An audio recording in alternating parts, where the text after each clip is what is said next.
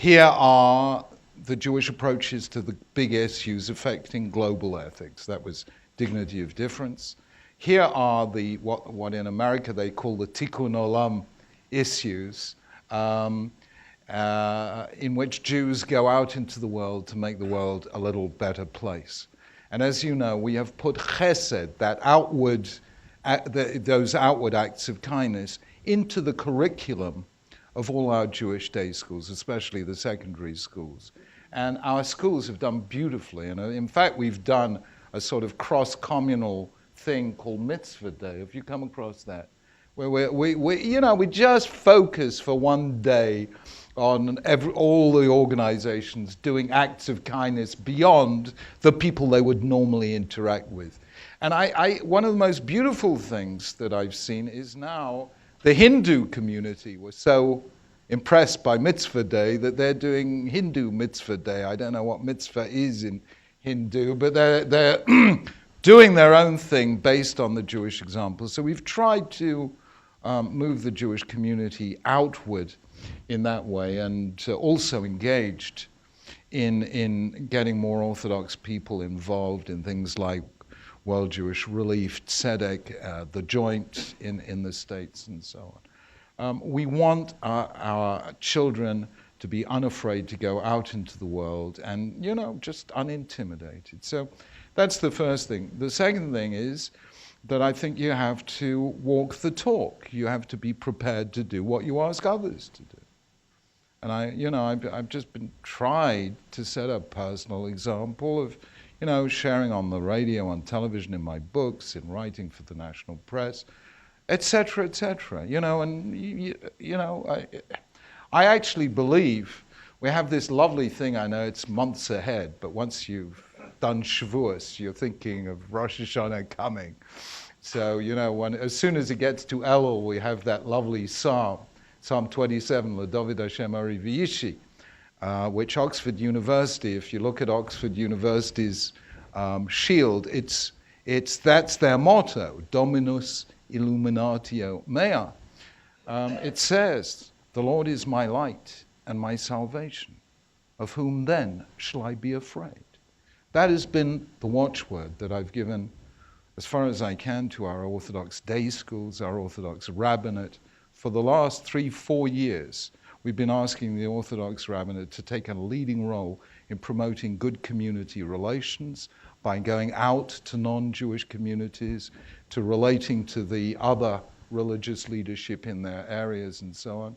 We've done, here in Britain, we've done conferences for the entire European Orthodox rabbinate. We had a 2-day conference about 3 years ago because they wanted to know how you do community relations and interfaith work.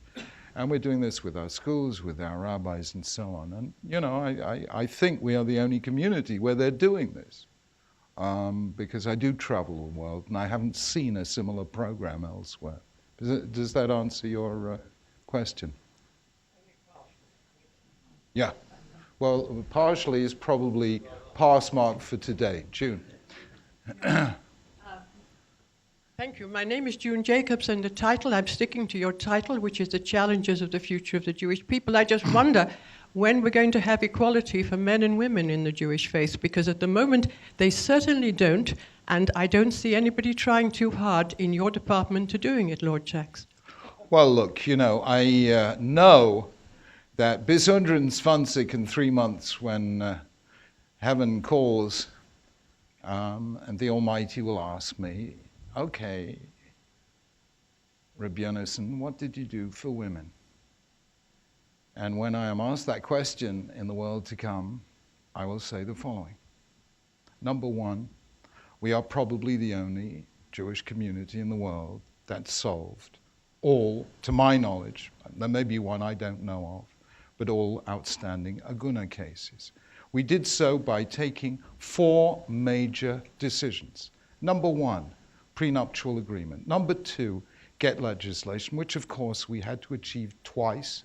We achieved it in 1996 under the conservative government of John Major through Lord Mackay. And when in 97 Labour came to power, Derry Irvine, the then Lord Chancellor, did not apply Lord Mackay's bill, so we had to get it again. Number 3, our program of community sanctions.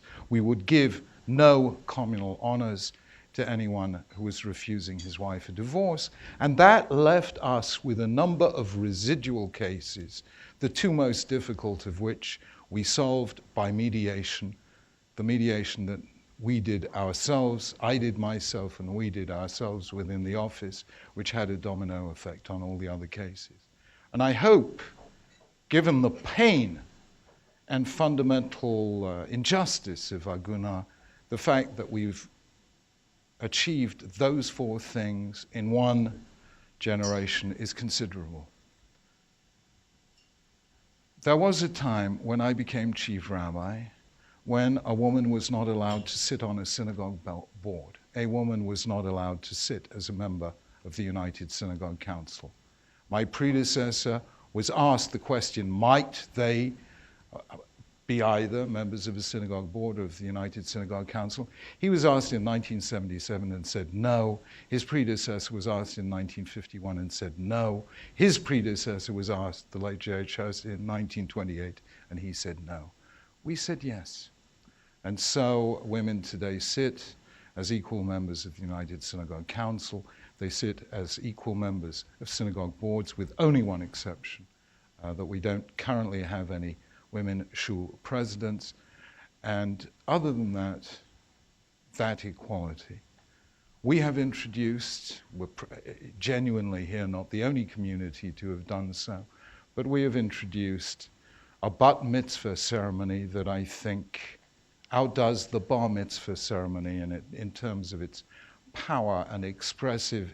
If you remember 20 years ago, bat mitzvahs were done en masse on a Sunday in Orthodox shuls. They were very clearly not equal to the bar mitzvah. Today, if you've been to the kind of bat mitzvah ceremonies that I've been to, you will understand that these are extraordinary moments of expression and indeed of potential leadership for the young Jewish women who do these things. Now, to have done those things is not nothing.